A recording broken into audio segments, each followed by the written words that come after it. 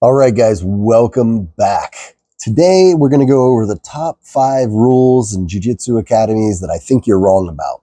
Let's talk about it. Guys, my name is Bill Jones, head instructor of top-level martial arts in beautiful downtown Cuyahoga Falls. You're watching Professor's Corner. I am a black belt under Master Pedro Sauer and Tony Rinaldi. Thanks for watching. Hey, do me a favor, like and subscribe. Do it right now so we don't forget. Did you do it? All right, I'll just assume you did. All right, we're going to go through them. We're going to go kind of quick with these. The first one is that Jiu-Jitsu is too expensive. BJJ is too expensive. Too many places charge too much money. And I mean, I look at it this way, before I get into it too much, and I'm not going to spend a lot of time on each of these, but let's imagine we live in a world where, and we did, Oswaldo Fata used to give out free Jiu-Jitsu lessons in Brazil. I think we would all say, man, that's an extremely generous thing to do.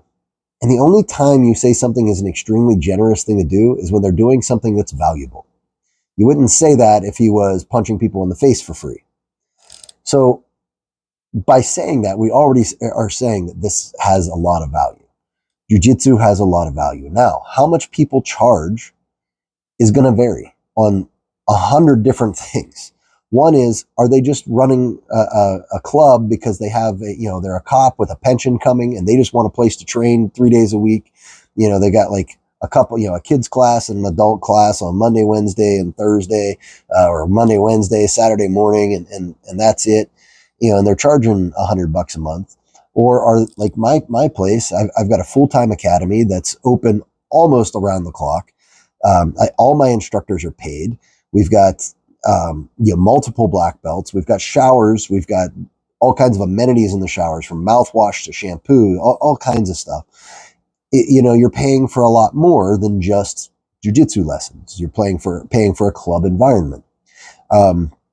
So there's a lot that goes into that. So just to blanket say that some places are too expensive is just a weird way to look at things and just not appropriate, honestly. Like, that's not how you value things. Jiu-Jitsu isn't Jiu-Jitsu isn't Jiu-Jitsu, right? Also, where are you located? Are you located in New York City? If I lived in New York City right now, I would expect that if I went to Henzo Gracie's, I'm paying $250 to $300 a month to train, period. That's what my expectation would be. If it's not that, that's awesome, but that's what I would expect. Of course, that depends. I haven't been there. I don't know what it looks like, but you're talking about one of the greatest masters alive right now. You're talking about a place that's famous for producing amazing jiu-jitsu, and it's in one of the most expensive cities in the country. Just what I would expect. All right, uniform policy. This is number 4, a uniform policy. God, how dare they? I pay for this membership. There should not be a uniform. It's dumb. Here's why uniforms are important. I'll say this. One of it is it's a holdover of Japanese culture. And yes, Jiu-Jitsu is very Japanese. You can start reading the history of it by Robert Drysdale. You will see just how Japanese Jiu-Jitsu is. And if anything, the Gracies brought it back in the gi back. They tried to fight against it and a little bit, but had to kind of like concede the gi a little bit. They tried to make it completely no gi. But why is there a uniform? I can tell you this, I have met more people in jiu-jitsu that I probably wouldn't have hung out with otherwise, just because of the way they dressed. And, I've always dressed a little more proper. I've always, my hair's done nice, that kind of stuff. Just how I was brought up. Right. And you get these guys, they've got the baggy pants hanging off their butt, but you don't see any of that when you're in the academy. And what's that allow you to do? It allows you to learn who someone is instead of just making a judgment call based on the way they're dressed. That's the beauty of a dress code. And when you have that in place, it really does a great job. And people can say, well, I pay for it and all this. You're paying for a club.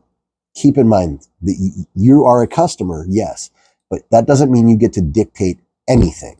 That means you get to choose where you train. If you don't like that they have a policy on that, then train somewhere else. I have a slight uniform policy at my place. You can buy it anywhere you want. It just needs to have our patch on the back. And I have a color system. So white belts are wearing blue or white gis, and anybody else can wear blue, white, black, or gray. Why do I do that? That's I consider that my team colors. And I always say, you don't see the Pittsburgh Steelers running out in Cleveland Browns gear. And yeah, I get it. Those are paid players and everything, but there's plenty of clubs and stuff that do this. It's it helps keep everything homogenous, and it helps avoid those cliques that everybody's always complaining about. Maybe look at who's in those cliques and what they're wearing. Testing fees, or testing in general, and testing fees. This is one I understand, like, especially if you're already paying a premium. Like, I get that, like, I honestly believe that, like, your testing fee should be just rolled into your premium. But with that said, testing is important. So I have about 250 students right now. I think it's more like 260. It doesn't matter. Point is, it's impossible for me to see them all the time, to know their progress at all times. So I do testing. Now, I don't charge for it. The kids program we do, but that's a little different. But I'm not in charge of the kids program. But the adult program, I don't charge for the testing, but I do tests because I'll show up. They'll schedule a time to sit in front of me. I want them to just show me what they've been working on, show me what they know. And I treat that test almost like a semi-private lesson. Like, they'll show me everything they're doing. I'll give them advice on things that I think they can do better, or things that they need to work on. So it's more of just like an evaluation from me personally as the head instructor of the school. Chances are good by the time they've gotten that far. Yeah, whoever's been working with them regularly thinks they're ready, but they want my okay on that as well, and they want to see me sign off on that. So that's the way we run it here. That said, let's go back to the example of a guy who's got like 30 students that, and he's just training 3 days a week. He's in every single class. Yeah, it makes sense that guy doesn't need to do tests. It makes perfect sense because he sees everybody every time. So, or girl, I'm assuming. Obviously, not everybody who runs a jiu-jitsu school is a man. So, she sees people every time. She can promote when she's ready. Like, you don't have to have testing fees or testing. I just think it's a good thing to have in place at the beginning, so that when you do grow, it doesn't feel like, oh man, now we're testing. What are we doing? Are we trying to cash grab or something? Like, it doesn't feel that way if it's just always been done that way. What do I think a fair fee is? That's the other thing. Well, it goes back to my talk about being too expensive and jiu-jitsu being too expensive. That can be anything. Like, would I charge $200 for a test? No. So let's imagine I was going to charge for a test. Testing with me, depending on the rank, takes about half an hour, maybe 45 minutes.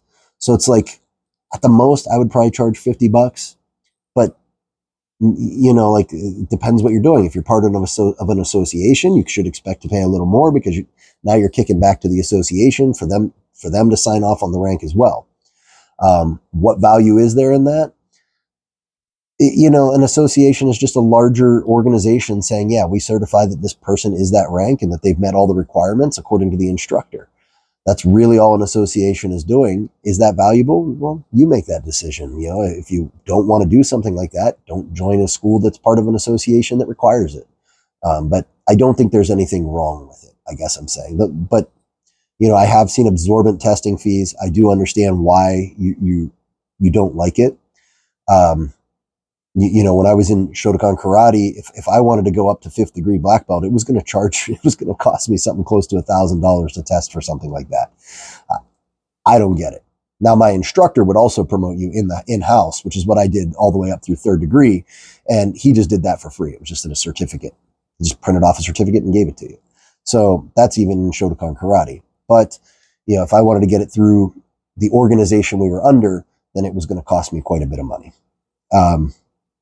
So those are a couple of the things. This one is one that I see complained about a lot. It's instructors who promote their private lessons or otherwise won't teach you during non-instructional time, or they won't teach you things that aren't on the curriculum or aren't what they're teaching at the moment. So imagine you're rolling, they do move A to you, whatever it is, maybe a lasso guard sweep of some sort, and you're like, hey, what'd you do?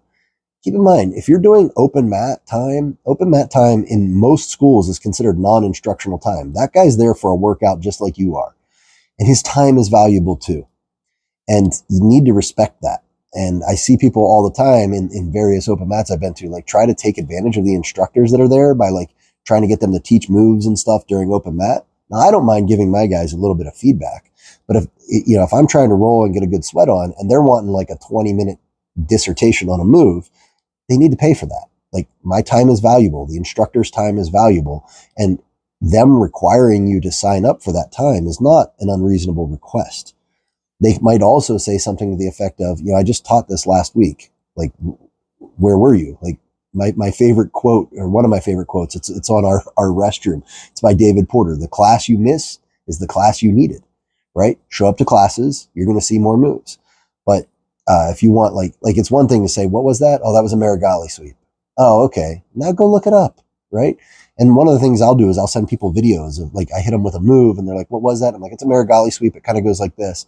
And then if I remember later, I'll just look it up and send them a YouTube link to Nicholas Marigali teaching them the move, or showing the move, or doing the move to Cyborg Abreu, or whatever, just so that they can get a better feel for it. But if you want me to sit there and teach you every detail about it, how I put my hand, how I put my foot, how I stage myself beforehand, that's a private lesson, and it's valuable, and people should be paying for that time. So I think you're wrong. And the last one, this one's a holdover from traditional jiu-jitsu as well, and it's bowing. Where does it come from? You don't see more modern guys doing it, and the main reason is most modern guys these days they've only trained jiu-jitsu, Brazilian jiu-jitsu. Old school guys like myself and pretty much everybody I trained with back in the day, we were all black belts in multiple martial arts before we did jiu-jitsu. We were converts, if anything. Like, we did all these things. So bowing was a huge part of what we did. And while it wasn't a big requirement, like no one has ever looked at me and said, you got to bow. Like, no one's ever done that. But like, it's just a respectful way. It's just respectful greeting in martial arts is to bow. And thinking it's like some sort of culty thing is just a weird train of thought to me. So if you've never done bowing, one, like when you're greeting someone, it's a greeting that goes beyond just a handshake. It's meant to be more than that. And specifically, like, the only time we do bowing in my academy is at the beginning and end of class. And it's a bow to, we used to have a poster on the board. We would bow to the poster of, it was Elio Gracie, but I've switched it out with Pedro Sauer. That's a bow to the past, right? Who brought us to where we are? Who brought this to us? And then the other bow is to the present and the future. So it's the instructor bowing to you as much as it is you bowing to the instructor. The instructor is bowing to the future of the art. That's you.